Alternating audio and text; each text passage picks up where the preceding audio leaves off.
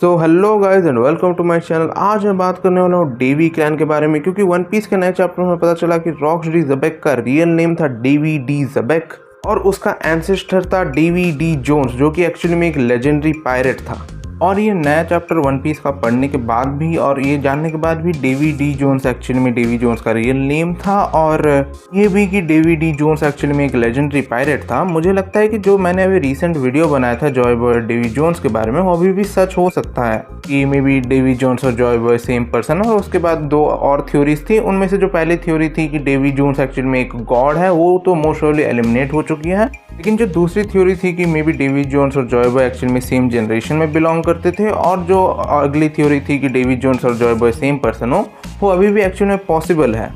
क्योंकि यहाँ पे हमें बताया गया था कि डेवी डी जोन्स एक्चुअली में एक लेजेंडरी पायरेट था, तो ये पॉसिबल है कि maybe Davy D Jones actually में जॉय बॉय के क्रू का ही पार्ट हो, और या फिर वो जॉय बॉय का राइवल हो सकता है।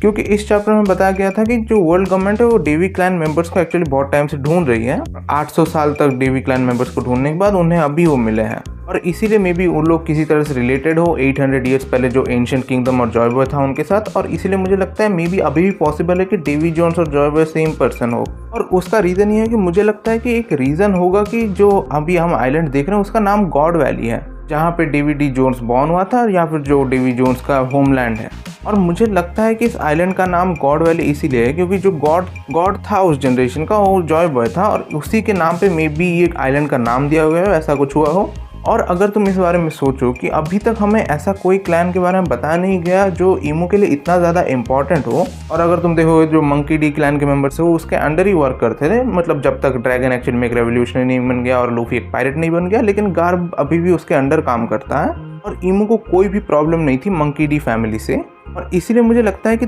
डेवी क्लैन मेंबर्स में कुछ तो ज़्यादा स्पेशल था, और इसीलिए ईमू उन लोग को एलिमिनेट करने की कोशिश कर रहा है। और इसीलिए मुझे लगता है जो डेवी क्लैन है वो क्लैन था जिसमें जॉय बॉय बिलोंग करता था या फिर वहाँ पे बॉर्न हुआ था। सो जॉय बॉय का नेम डेवी डी जोन्स था, और क्योंकि वो ईमू के अगेंस्ट एक ग्रेटेस्ट फोर्स था, इसीलिए ईमू को लगता है कि जो भी जॉय बॉय का ब्लड लाइन है उनके सारे के सारे क्लैन मेंबर्स को ईमू को मार देना चाहिए और एलिमिनेट करना चाहिए, क्योंकि उस क्लैन मेंबर्स का जॉय बॉय के साथ रिलेशन है। या फिर एक और पॉसिबिलिटी भी हो सकती है कि डेवी डी जोन्स ने एक्चुअली में कुछ किया था जो वर्ल्ड सेंचुरी में, जिसकी वजह से ईमू उसके ऊपर अभी भी ग्रज रखता है, और वही रीज़न है कि ईमू के लिए बहुत इंपॉर्टेंट है कि वो डेवी क्लैन मेंबर्स को एलिमिनेट करना चाहता है। क्योंकि ये पहली बार हमें कहा जा रहा है कि जो सेलेस्टियल ड्रैगन है उन्होंने किसी पर्टिकुलर क्लैन को टारगेट किया था जिनके नाम में डी है, और वो लोग 800 साल से उन्हें पूरी तरह से एलिमिनेट करना चाहते थे। सो ऐसा पॉसिबल है कि डेवी डी जोन्स ने एक्चुअली ईमू के लिए ऐसा कुछ किया हो जो कि ईमू के लिए बहुत ही बुरी साबित हुई हो।